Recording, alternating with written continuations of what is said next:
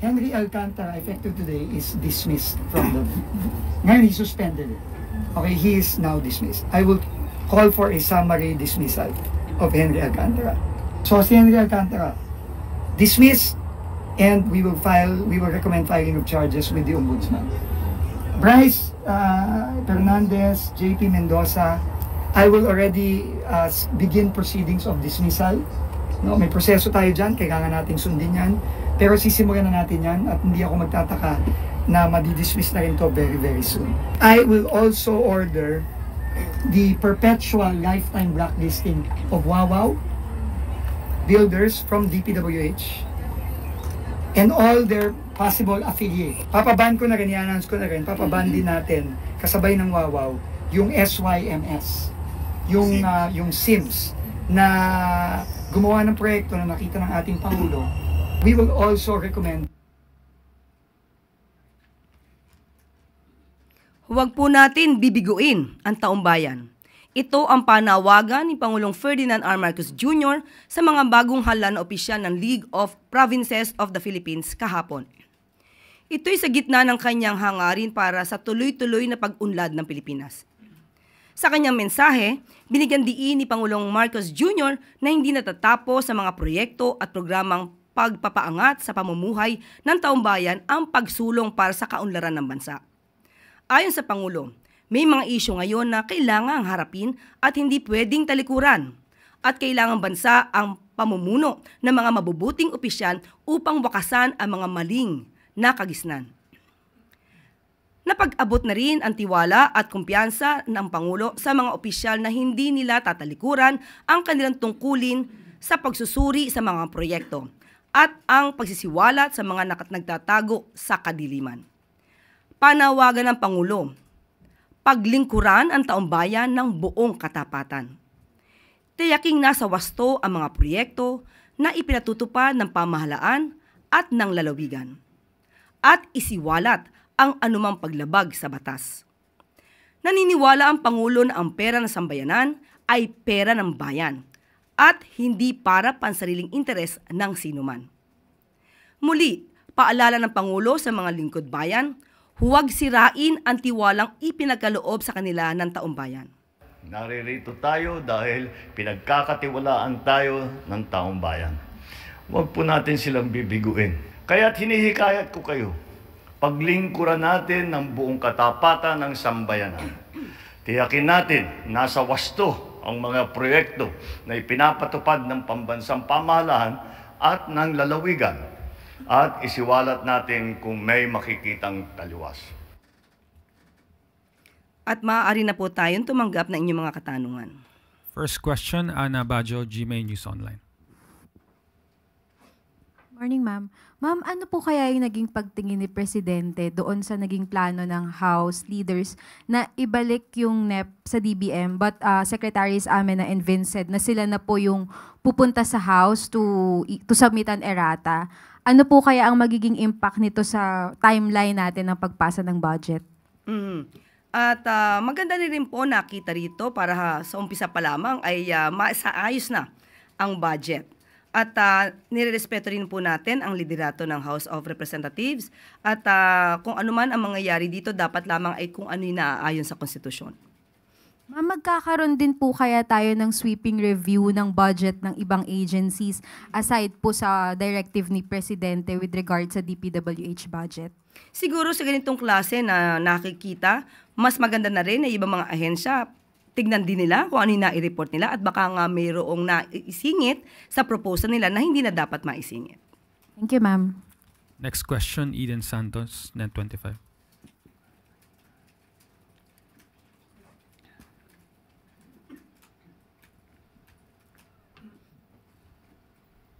Yusek, good morning po.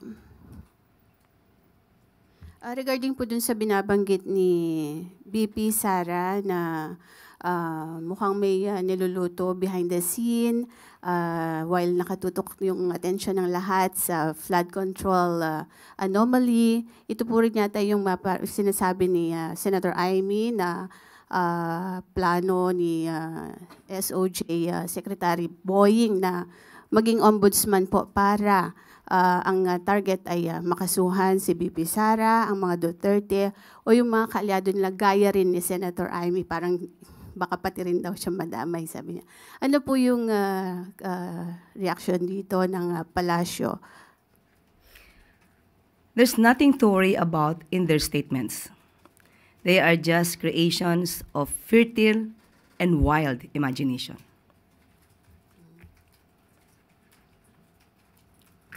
Next question, Ivan Mayrina, GMA7.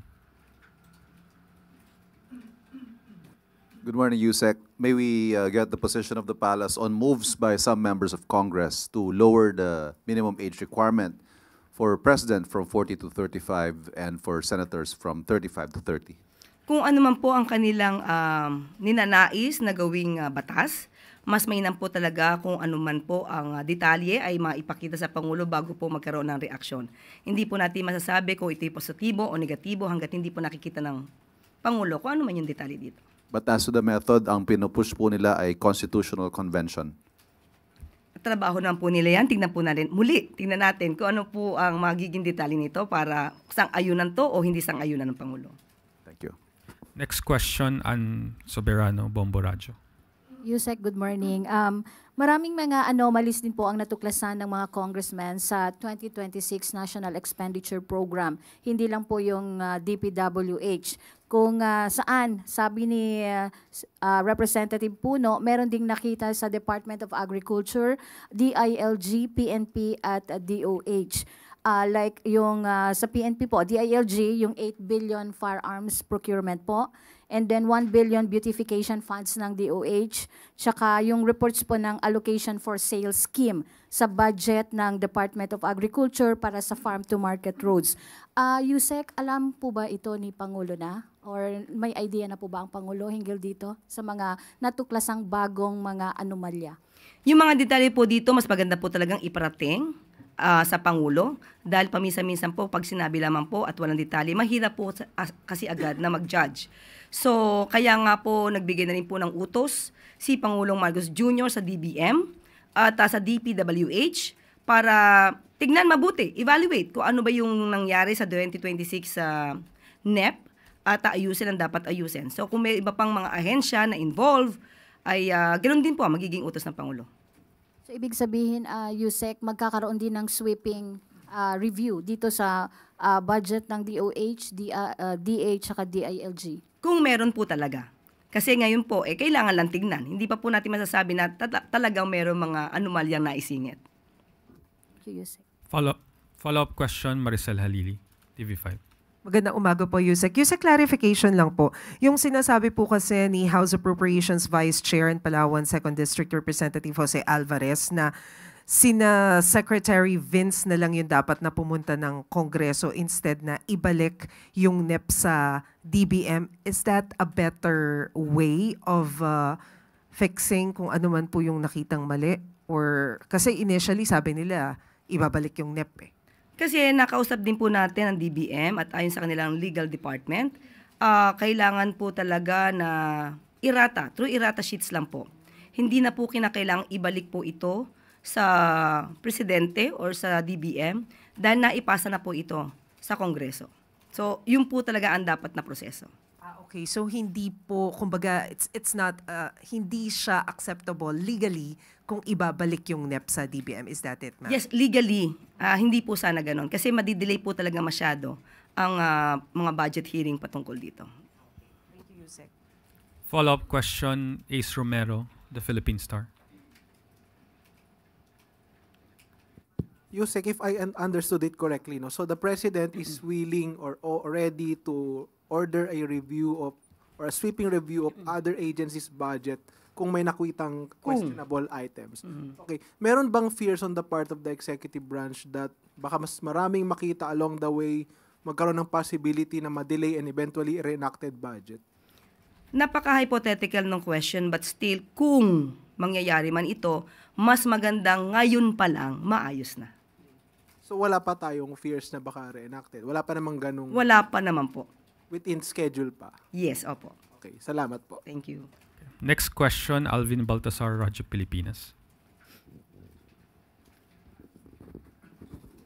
Yusek, good morning po.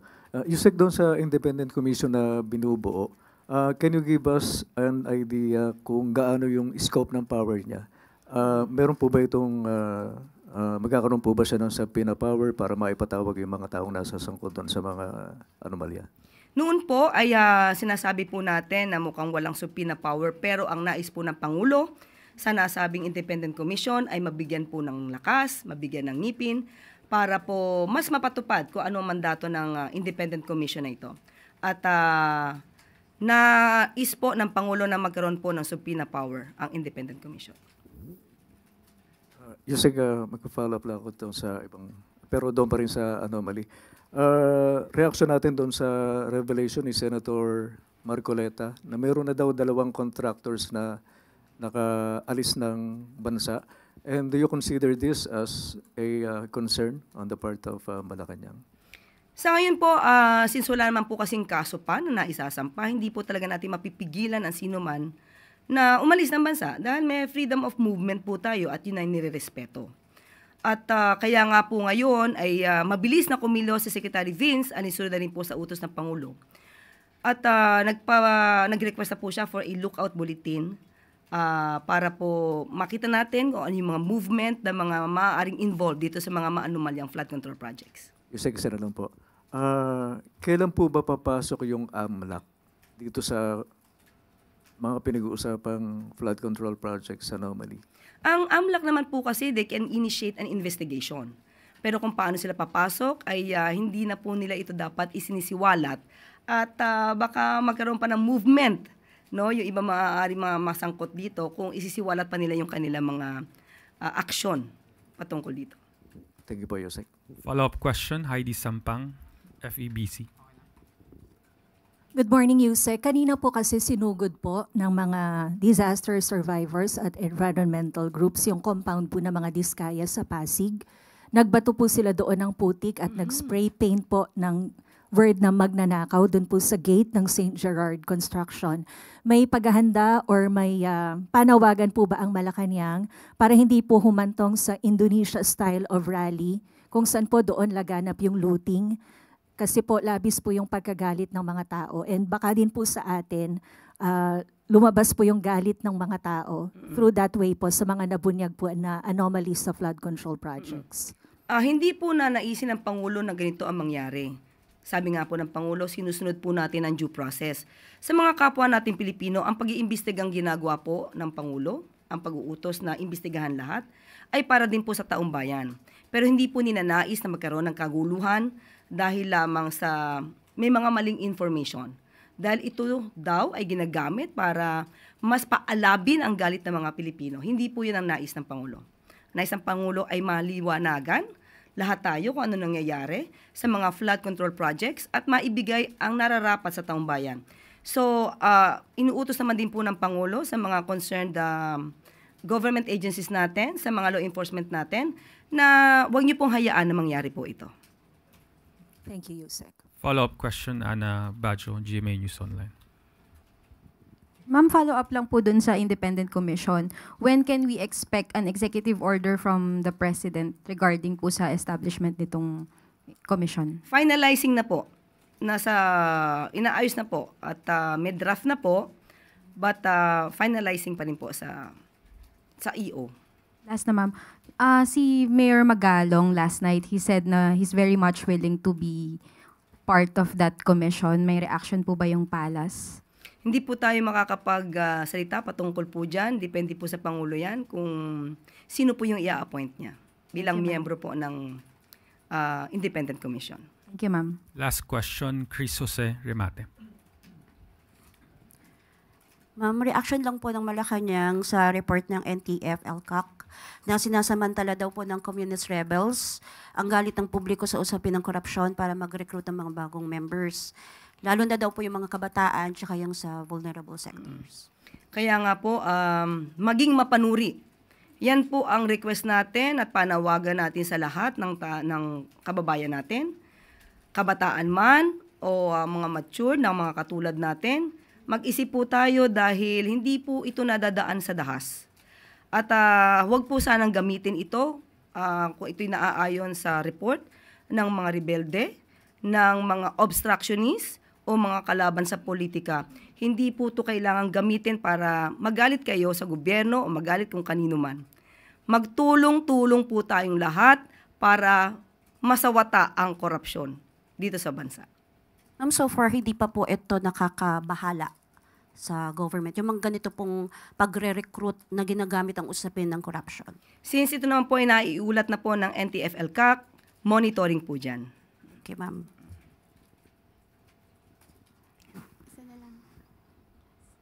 Follow-up Slap question, aba. Eden Santos, Net24. Meron lang pong phone-in question. Can I call a friend? Yusek, sabi po ni Mayor Magalong, bottom of food chain daw po ang contractors at may nasa itaas pa. Anong comment po ng palas at payagan ba ni PBBM na sumalang po si Mayor Magalong sa House hearing? Kung papayagan siya? Yung, sabi po niya, bottom of food chain. Ang contractors at may nasa itaas pa daw po. So kung papayagan ba ng Pangulo din si Mayor Magalong na sumalang sa hearing po ng Kongreso doon sa kanilang investigation? Parang nasa kanya naman po yan kung siya'y pupunta sa hearing. At kung mayroon naman po siyang maisisiwalat, mas magandang pumunta po siya. Pero para pigilan siya or para ipush siya na umaten, parang wala naman po yan sa mandato ng presidente, ng Pangulo. Thank you po. Thank you, Eden. That is the last question, Yusek. Ang gusto ng Pangulo, mabilis na aksyon. Sinibak na sa pwesto ni DPWH Secretary Vince Dizon si Assistant Regional Director Henry Alcantara habang inaayos na rin ang dismissal ni na District Engineer Bryce Erickson Hernandez at Assistant District Engineer JP Mendoza. Ito ay kaugnay sa nagpapatuloy na investigasyon sa mga maanumalyang flood control project sa Bulacan. Nirekomenda na rin ni Secretary Dizon na sampahan ng kaukulang kaso sa Office of the Ombudsman sina Alcantara, Hernandez at Mendoza kaugnay sa mga questionabling proyekto. Kasama na rin sa lookout bulletin ng Bureau of Immigration ang nasabing DPWH officials. Kaugnay nito, nakatakda na rin maglabas ng order si Secretary Dizon para sa perpetual blacklisting ng Wawaw Builders at Sims Construction Trading. Pinasasampahan na rin sila ng kaso sa Department of Justice. Ang Wawaw Builders ang kontraktor sa 96.5 million peso ghost project sa Bulacan, habang ang Sims Construction Trading naman ang kontraktor sa 55 million peso ghost project sa parehong probinsya. Ang hakbang na ito ng ahensya ay alinsunod sa panawagan ni Pangulong Ferdinand R. Marcos Jr. ng mabilisang pag-aksyon, pagsasampa ng kaso at pagpapanagot sa mga nasa likod ng mga maanumalyang proyekto. Para paigtingin pa ang pagbabantay sa kaban ng bayan, lalong hihigpitan ng Department of Finance ang approval process para sa mga flood control projects sa gitna ng issue ng mga maanumalyang proyekto. Alinsunod ito sa utos ni Pangulong Ferdinand R. Marcos Jr. na wakasan ang mga tiwaling gawain sa pagpapatayo ng mga flood control projects. Sa ilalim ng mas mahigpit na approval process na inaprubahan ng Economy and Development Council Investment Coordination Committee noong August 12. Magsasagawa ng comprehensive review ng mga flood management projects ang nasabing committee at sisiguraduhing shovel-ready na ito bago pa man magsimula ang implementation. Layunin ng bagong hakbang na ito na siguraduhing wasto ang kalidad ng mga proyekto, maging kapaki-pakinabang ito sa mga mamamayan at kalaunan ay maaabot ang long-term sustainability goals nito. Nasabat ng Bureau of Customs ang isang shipment ng hinihinalang illegal na droga na sa isang warehouse sa Tondo tinatayang aabot sa 476 million pesos ang halaga ng nadiskobring kontrabando. Ito ay matapos halughugin ng customs ang 2 container van na di umano'y may lamang household goods and personal effects. Tumambad sa mga otoridad ang 70 vacuum-sealed plastic packs na may kabuuang bigat na 70 kilos. Nasa kustodiya na ng ahensya ang hinihinalang mga shabu na tinangkang ipuslit sa loob ng 3 balikbayan boxes kasama ang iba't ibang gamit. Ayon sa records, nagmula sa Long Beach, California at patungo sa ng Bacoor, Cavite ang laman ng bagahe. Ang isinagawang operasyon ay alinsunod sa utos ni Pangulong Ferdinand R. Marcos na paigtingin pa ang kampanya laban sa mga nagpapasok ng kontrabando at laban sa mga illegal smugglers. Ayon sa pamunuan ng Customs, ang matagumpay na operasyon ay bunga ng mas pinalakas na intelligence and enforcement efforts ng pamahalaan laban sa illegal na drogang pilit na ipinupuslit sa bayan. At dito na po natatapos ang ating press briefing. Magandang araw para sa bagong Pilipinas.